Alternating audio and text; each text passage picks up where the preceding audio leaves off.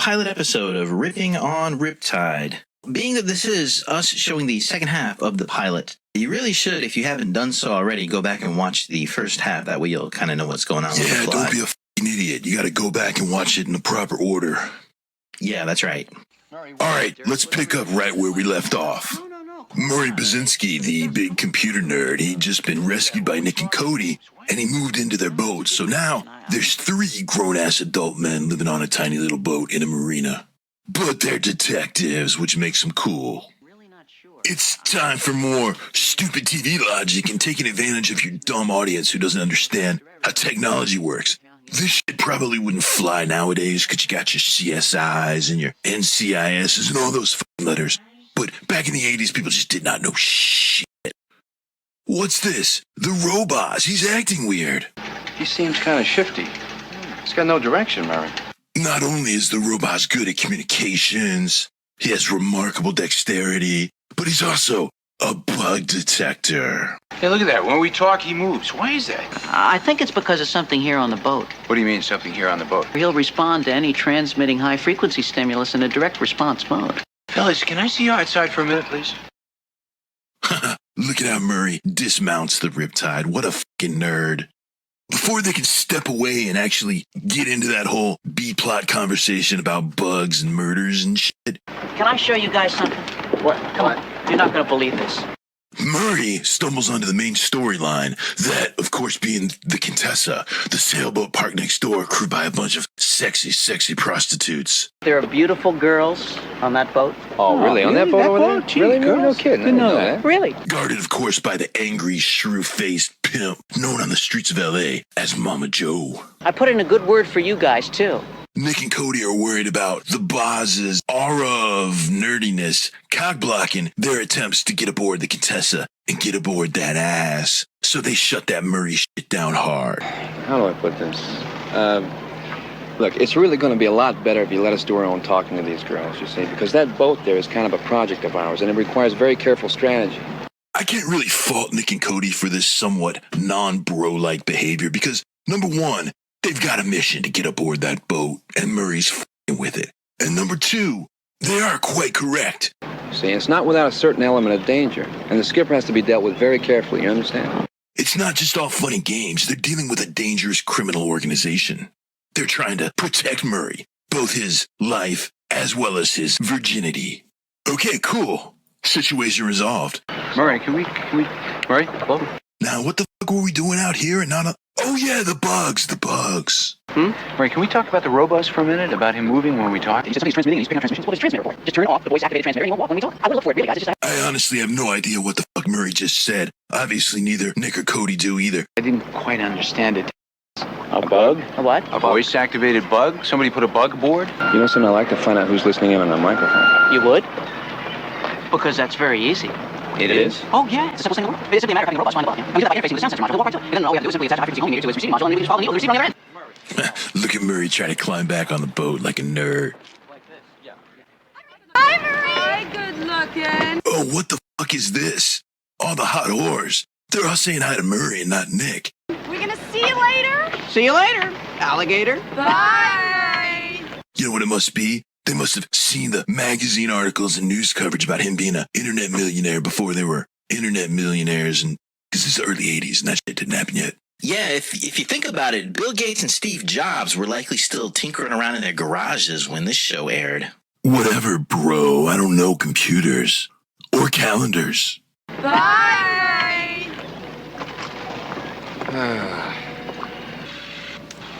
Okay. Now check it out. The little orange man, he actually found the bug. And wouldn't you know it? It was in the last place that anybody would ever look. In the lamp sitting right next to them. Because no one would ever expect a bug to be there.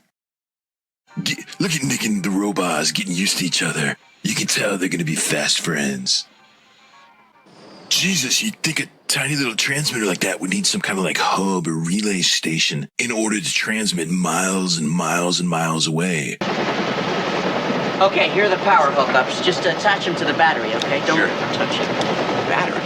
Hey, Nick, where's the battery on this piece of junk? Hey, what's going on back there? The Robots is homed in on direct link modular feed. The robots is homed in? Way to be robots. Cody, why the fuck are you all up in his face? Why are you close talking? You got goddamn headphones on. There's no reason to be that close to another man. Come on, Cody. And Nick, cool as shit, like always. He's like, don't make me come back there. Turn this big pink Sikorsky helicopter back. It's some rich motherfucker living up on a big mountain, looking over the ocean. He's got a pool. It's a mansion. What the fuck's going on here? Good thing that in addition to both Murray and the robot, they had a big giant pink helicopter, because Magnum PI or the Fall Guy wouldn't have been able to pull this shit off. They wouldn't have been able to track the bug. They'd be still sitting in traffic. Good thing the helicopter's part of the Riptide team. Good thing it's so well maintained and in such good oh no, wait, it's crashing. Generators out and the batteries are down. Murray, how much juice is that stuff pulling back there? I don't know, about 2,000 watts? Oh, now he tells me. Oh, well, no fucking wonder they're crashing. It's not because the screaming Mimi is in any way unairworthy. It's because the fucking nerd Murray had some, like, peripherals and shit and little orange robots plugged into the power supply. God damn it, Murray. They'll be okay, though. Don't worry your pretty little panties, Cody. Nick's running the fucking stick. And you know what? He can handle a simple little baby thing like crashing a giant multi-ton cargo helicopter in the middle of the California canyons and valleys. As long as they don't land in the middle of the mafia guys. Oh no, they're landing there.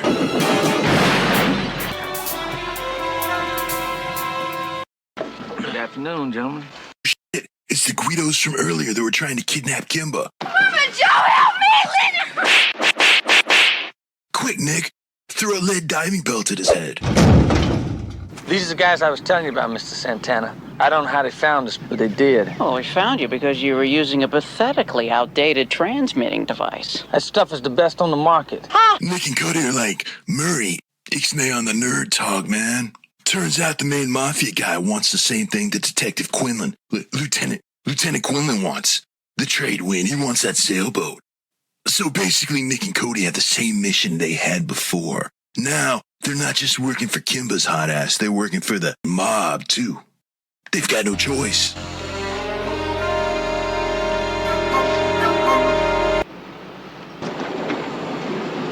Look at little Robaz with his umbrella. That must mean he's not waterproof. I sure hope silly hijinks don't occur later on the show that directly contravene the whole waterproof Robaz thing. That'd be awkward. But whatever.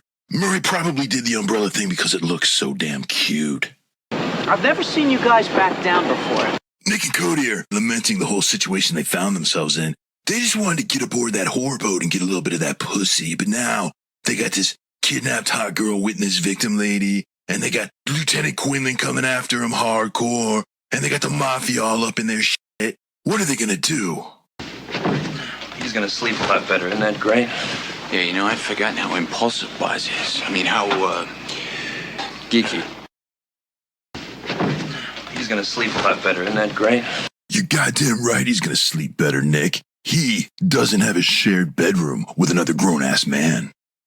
Oh, no. Are we starting this again? Could we just get through this episode without you quitting? Maybe we are doing it again. I don't know. I have a mercurial nature. I suppose you're all cool with two heterosexual dudes cohabitating in the same... Yeah, all right. F it, let's get back to the story. The robots is a find. Oh, what the fuck is this? Did Cody just go down on Nick? Oh my god, no wonder they live in the same bedroom. Oh no, wait, sorry. That was just shot weirdly. They really need to work on the editing a little bit. People will talk. And what the hell is this? Kimba's all up in Murray's business. She's sitting on his jock already and she just can't take her eyes off of him. What the f is going on? Do Nick and Cody see this shit happening? I think Murray may need to go change his underwear. So, here's the plan. They're splitting up. They're dividing and conquering. They've got a helicopter, they've got a boat, and they've got to find the trade wind. So, somehow, Nick gets Kimba on his team. Meanwhile, Cody's stuck babysitting the nerd. And despite their earlier agreement... Since Kimba's gonna be with us for a while, how about we make her neutral territory? I wonder if comedic hijinks will ensue as a result of this agreement. It looks like Nick's just doing his own thing. That's so Nick.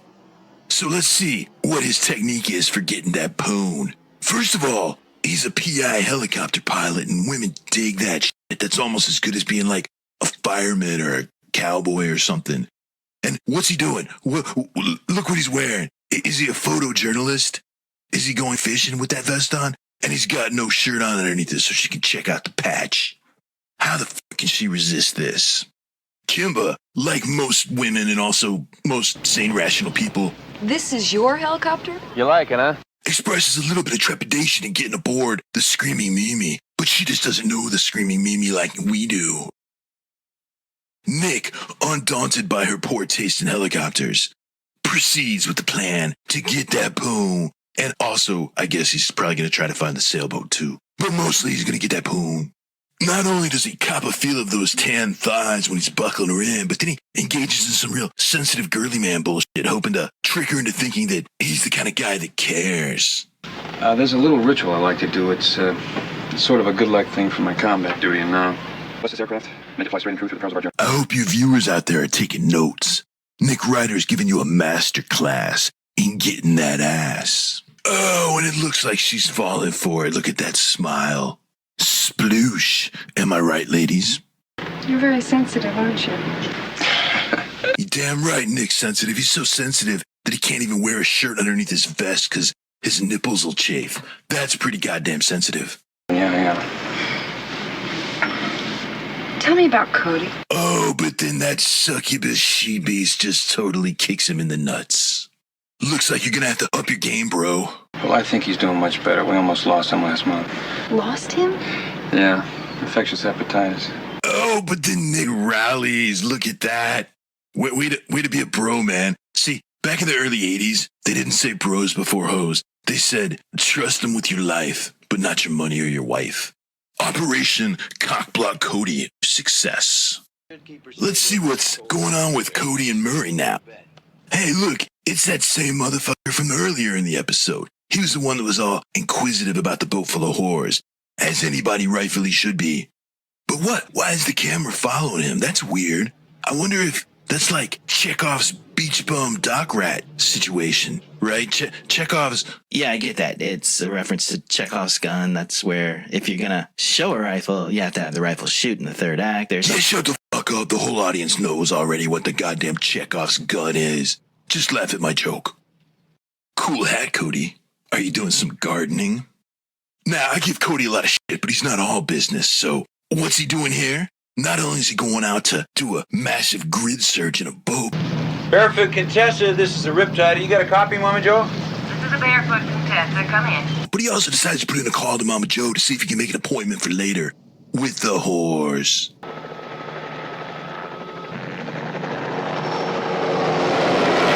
Huh, that's weird. That helicopter's flying real low.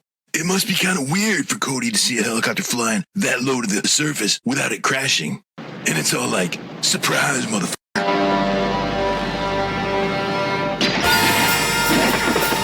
Cody, what's going on? Notice how the helicopter pilot is flying the craft while simultaneously shooting out of the door? That's actually kind of impossible. First of all, the primary seat of the helicopter is the right-hand side, not the left, like you'd expect in American vehicles. And secondly, it's not like an airplane where you can just take your hands off the wheel, even for a moment. Your hands and feet are constantly occupied. If you remove your left hand from the collective to, say, shoot a machine gun at the door, the craft would immediately lose control.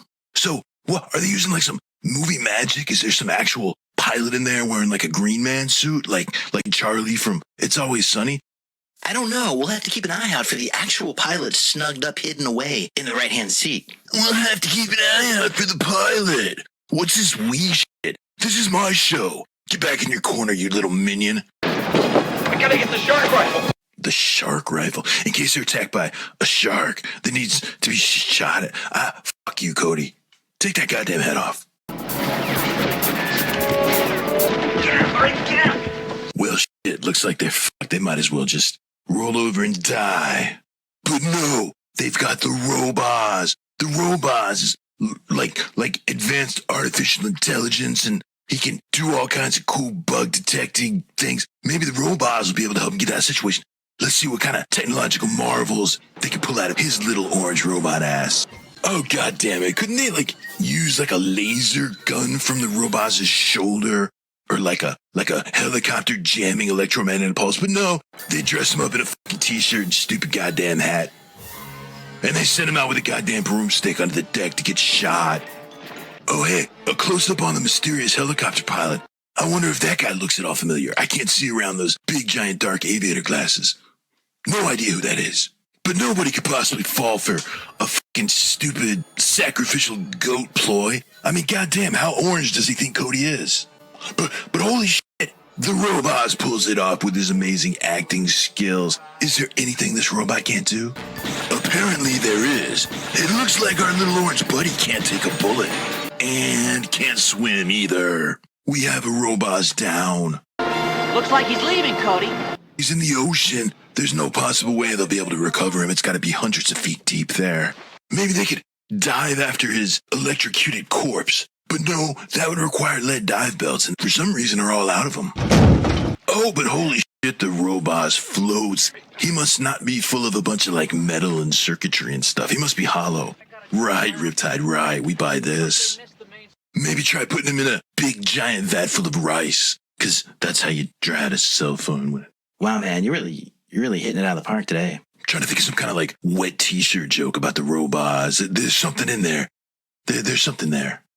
Meanwhile, let's see how Nick's doing with his constant, ongoing, relentless attempts to get that Kimba poon. So far, she's expressed interest in Cody.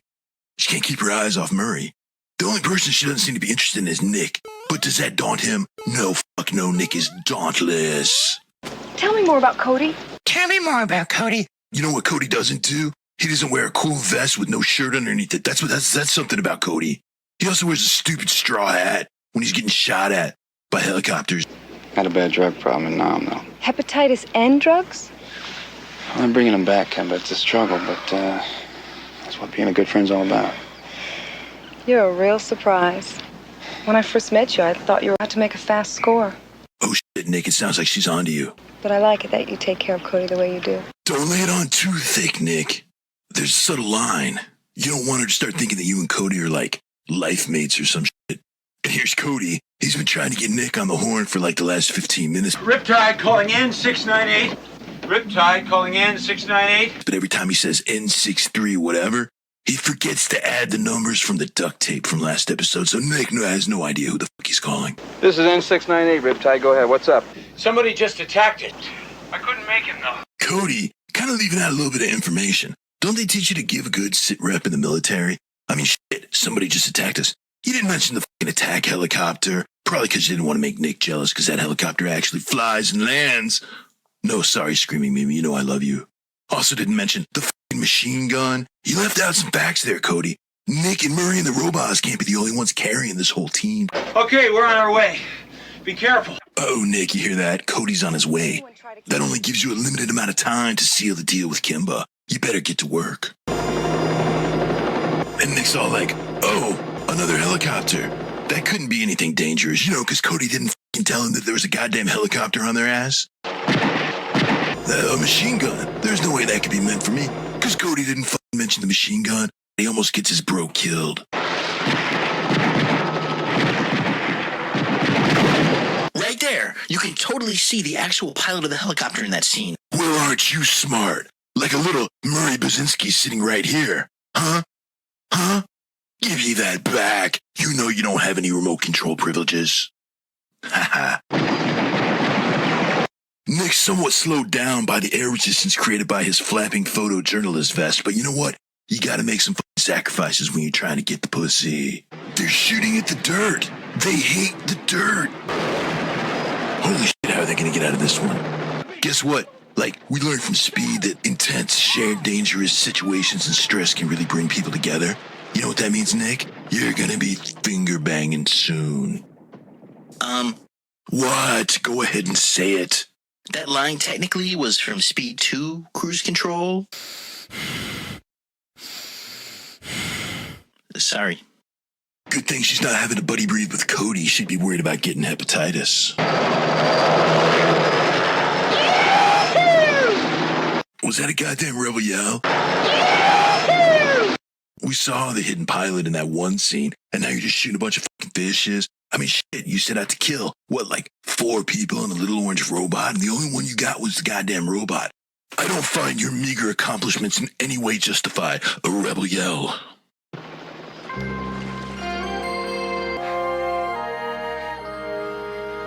For reals, I think Nick just really missed an opportunity to kiss her right there. It's that way. It's that way. F that. Lay one on her, man. She's not ever gonna be any more like wet or tan. Them shorts aren't getting any shorter. Thank God you're all right. And then back aboard the Riptide, Murray's once again showing up Nick and Cody's uneducated dumbasses. Well, Kimber, this is very sophisticated sonar equipment, so I'll, Oh, Murray, you're so smart. No, but really, they did up their game like a motherfucker when they got him. What if they're bodies? Don't worry, Nick and I'll go down and check it out first. Should you be diving with your seizures and everything? With what? Nick told me how you had hepatitis and the drug thing in Nam and everything. The truth comes out. Nick's perfidious nature and stop-at-nothing philosophy when it comes to getting hot babes. It all comes into the light. You think Cody would be all pissed off and like punch him or something, but no, he has another heart-to-heart conversation with Nick. Don't be worried, Nick. It sounds like he just wants an apology, not vengeance or anything. What's with you? Seizures, Nick. A drug problem. Hepatitis. A little too much, huh? Why didn't she just give me a venereal disease? I didn't think of that. For the younger viewers out there, venereal disease is what they used to call STDs, sexually transmitted diseases. The root of that word, venereal, is Venus, the Greek goddess of love, making it mean a disease of love. I find it a bit strange that a virgin like you knows anything about STDs. So that's like the clap, crabs, drippy dick. It's slang for like warty, drippy genitals. The more you know. Wow, you're really making this an educational program. Don't start with me. You got anything, Murray? well, there's absolutely nothing on Santana and the police computer. The IRS computer in Fresno. Oh yeah, the IRS computer also. He's got some like straight up war game shit going on here. How come we don't hear the dial-up modem going on and shit? This is very interesting. Looks like Santana has been trading large amounts of gold in the last 5 months. Right, Murray. So going through the IRS and looking up the tax records of notorious mafia people is the way to get information on mafia bosses, because they don't hide shit. They don't cook their books or launder their money or anything. Good plan. Later that night, Nick and Cody are a bit tired from a day of fighting attack helicopters and saving robots from the ocean. So they retire to their shared fucking bedroom. I'm still not cool with that, Nick and Cody. Nick's trying to figure out a good time to pull the covers over his head and masturbate and think about how he couldn't score with Kimba. Hi. I didn't think anyone would be up here. Maybe Nick should have sprinkled in a few lies about Murray having, like, some gonorrhea. You know, it's funny. I've seen you on a lot of magazine covers. And there it is. That's why she's all up in Murray's business. She knows he's got some cash. Joke's on you, bitch. He used to have money, but he's all out now. You don't have any real friends, you know. Everybody wants something. I was 15 when I entered MIT, and nobody ever tried to be my friend until Nick and Cody. By virtue of Murray's awesome big brain and his technological enhancements to the Riptide Agency's technology game, they're able to find the trade wind. Nick promptly throws a lead dive belt at it and sinks it back to the bottom. No, I'm just kidding. That doesn't happen.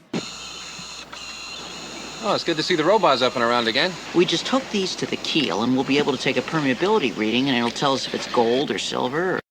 Oh, yeah. So, by the way, when he was designing the robots, he made him a alchemist metal detector sensor. I don't even know what the fuck's happening right now.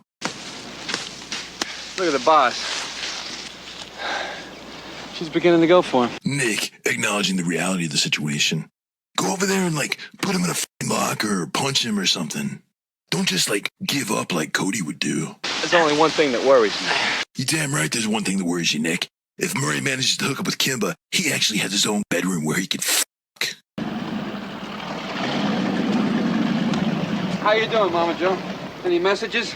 Oh, just one message. Where the hell are those bozos? Signed Lieutenant Ted Quinlan. Was here this morning. Mama Joe's upset that Nick and Cody's antics are bringing down the heat. Lieutenant Quillen, he's been poking his nose around the Contessa, and she can't be having that shit. Besides, she's already made her monthly payoff to the Popo. Hey, Nick, Magnum PI called. He wants his shorts back. And seriously, Nick, I always talk you up, but who the fuck tucks in a goddamn Hawaiian shirt? That's like the Hawaiian mullet. What the fuck are you doing? There's something I know I'm missing.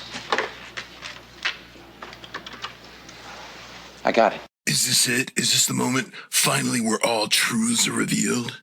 To be quite honest with you, I haven't seen The Boat Full of Whores in a damn long time, and I'm kind of missing that A-plot. They're still fucking around with all this murder, Kimba, love triangle bullshit. Get back to the horse. Since this OP story's so goddamn annoying, I'm just gonna fast forward to the good stuff. No, wait. Oh, yeah, you're just gonna fast forward through the whole... That's goddamn right. They just talk so much. Oh, holy shit, Chekhov's gun just fired. It's the blonde guy that was so obviously not flying the helicopter that had the hidden pilot. Dexter. Who's Dexter? And oh my god, look, he's got some sweet ass in his Cabana Boy cabin or whatever the fuck that is. Dex is a little suspicious at Cody's cunning ruse and bad acting skills. Now you go down there and give Dexter a shot, all right? Now once he's burned himself, I'll come up from behind him and club him, okay? Nick's all like, quit whining and sack up, Cody. Go get him. Meanwhile, I'll hang back here and babysit the boss. Oh, it's Tammy the hooker. And she's got an open invitation onto the horse ship. Why would he get aboard the Contessa? Shit, Murray, do I gotta explain everything to you? Like the birds and the bees talk? Tammy said that you... Oh, and just like a f***ing prostitute. She was using her sexual wiles to entice Cody onto the boat. You think she could have given some kind of warning? She could have gone for the police. She could have done anything other than what she did. Damn you, Tammy. No, I can't stay mad at you. Oh no, look out, that crocodile hunter-looking motherfucker's got a shotty. He reveals his cunning, desperate plan. After he's done wrestling a few fucking alligators, Steve Irwin, he's gonna go in a boat full of whores to the trade wind, and they're gonna put it back in the ocean, because once you blow up a boat and sink it, and then a couple of beach bum private investigators spring it back up, the only thing to do is just put it back down, because then nobody will ever be able to bring it back up again. I don't fucking know what his plan is, Jesus Christ. Nick's taken off guard by what seems to be Cody, his lifelong pal, bogarting an entire ship full of sexy prostitutes. Maybe this is his way of getting back at Nick for that whole hepatitis drug addict shit with Kimba. That kind of bitchy lashing out revenge ploy seems just like the kind of thing Cody would do, huh? Nick's too much of a man to let that insult stand. I think it's time for some hot pursuit. You gotta get them whores back, Nick.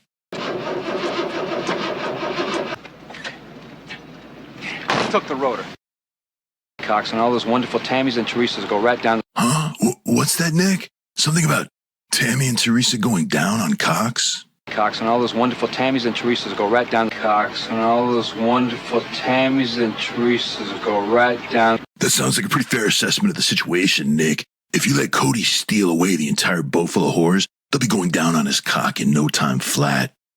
Now, Dexter is probably a sociopathic personality. Oh, shut the fuck up, Murray. Jesus, you sound just like this asshole. Hey, I resent that. Shut the fuck up. Now, Santana is probably a type B personality. Nick's like, fuck that noise, Murray. I'm a type P personality, and that stands for poon. Oh, but look at this shit, you know? I might give him crap. Tell him he looks like Steve Irwin, which honestly is kind of a compliment more than like an insult. But look at him. He knows how to handle his business. He's got the whores in their bikinis, and he's put them to work. This guy knows how to party. Maybe the show should be about him. He could wrestle alligators and be like a foreman or an overseer to the boat full of whores. Put them all working and scraping barnacles, getting their bikinis. This sounds like the kind of show I'd want to watch. He could keep the little orange robot, too. Santana. Cody makes his move trying to impress the whores, but comes off like a real tool.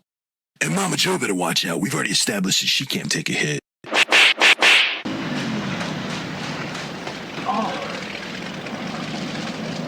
I think it's broken. Total missed opportunity to have a slow motion run with all the whores running down the beach. This was, of course, before Baywatch was a thing. That formula had yet to be discovered. Here's your boat, Mr. Santana. To hear me out. Get the people in these two rubber rafts. Take them up, Pastor Reef, and do it! They may look a little outdated with their feathered Farrah Fawcett hair and everything like that, but you gotta admit, those are some nice-looking whores. Who's your favorite? Leave a comment below. Come on, move. Come on. Oh, shit. When all hope is lost, the Robot comes in clutch once again. The way the Robot handles business, I think he's going to take a look around and decide that Mama Joe's no longer competent to run that stable of whores. Maybe he'll take over and become a robot pimp. Yeah, he'd be like Pimp Bot on Conan O'Brien. It just isn't that simple. Maybe my blade will simplify things. Wait, Conan O'Brien? Did they make a Conan the Barbarian sequel where he conquers Ireland or some shit? How the f*** did I not know about that?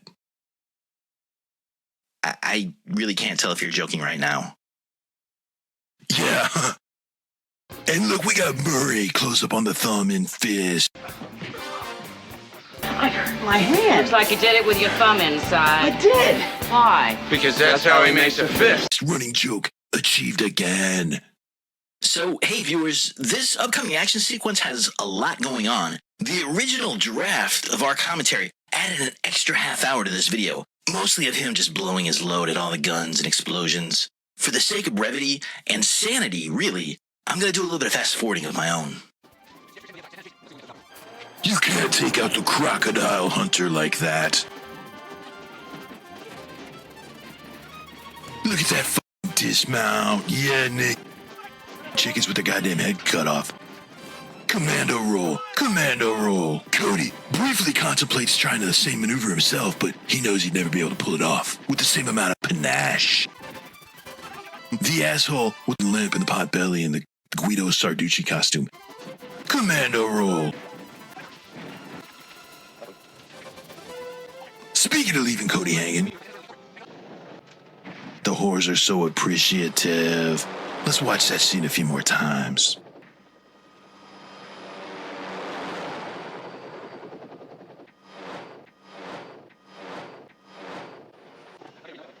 Good day, mate. Looks like I got away. Crikey. More hot pursuit. He's gonna outrun us. You gotta stop him. How am I gonna do that? Shoot a hole in the boat. This guy killed 6 people. But that's my boat! Sounds like Cody's having a real emotional moment.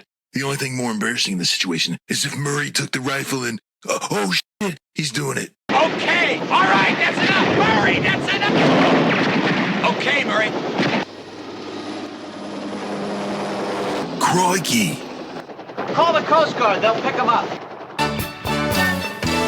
Dexter committed the murders for the gold. Now, Santana was involved in a drug smuggling operation using Dexter's boatyard to pipeline the dope in and the payments out on the bottoms of boats belonging to unsuspecting owners. Lieutenant Quinn is all like, you Riptide guys, I'm gonna fucking get you. But look, Nick and Cody come in. They got their noses taped. I wonder if we're gonna see that every single episode. Look at that fucking look that Nick gives him. Yeah, I'll drop you. I'll put you in the dirt. And Quinlan knows exactly what he's saying with that stare. Damn, Nick's a bad motherfucker. All right, time to wrap this shit up. There's Nick and Cody on the upper decker. They're on the upper... There's Nick and Cody on the upper deck of the Riptide, and they got the robots. We gotta have a righteous denouement with Murray and Kimba. Let's see how their torrid love affair is progressing. I think if Mama Joe offered you a job, you ought to take it. We'd be like neighbors. Oh, it sounds like Kimba and Murray got it all worked out. She's gonna join the contestant. Oh, wait, Murray, no, don't let her join that whorehouse. Do you have any idea what that means? Your girlfriend's gonna become a cum dumpster. Nick and Cody, y'all are supposed to be looking out for him. And to be fair, Nick and Cody are like, you know, Murray, you might have just fucked up there a little bit, pal. Buddy. And Murray, he's so naive and innocent. He's like, nah, everything will be just fine. She'll be right there on the boat. Okay. And here comes Mama Joe to lay down the law, the pimp law. Kimba Hall is now officially a member of my crew. Anybody touches her, I come over here and pound you through the dick. Oh, shit. She just threatened to pound him through the dick. She's gonna pound their... Jesus Christ, this is like a family show. This is for kids and shit. Let's see that again. Pound you through the dick. Okay, admittedly, she might have said deck instead of dick, which would be a little bit more family friendly, a little bit less offensive.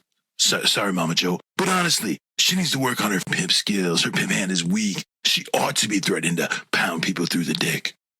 Hey, no, wait a minute here. Is she saying that I can't see Kimba? No, you can see her however much you want, Murray. You're just gonna have to pay out the ass for the privilege. Just like everybody else. Come on, robots, win the salon, guy. Come on. Perfect way to end the episode. That's so robots. Oh, and I got the classic 80s freeze frame. Man, I'll be honest with you. I was a little bit worried after the ending of our last episode when we got halfway through. I had some real emotional turmoil over the fact that Nick and Cody had a whole separate big-ass room on their boat that was being unused. Meanwhile, they were bunking together like a couple of fourth graders. That was a little bit weird, but you know what? I think this episode, they brought it all back around. I think this pilot worked out well enough where I may have to actually get to work on episode 2. Now I'm getting the fuck out of here. Turn that goddamn microphone off. Okay, yeah, so he's gone again. I guess that's the end of this episode. I wanted to thank you all for joining us. Come back soon, and we'll have our, potentially the next episode of Ripping on Riptide. Ooh, stop.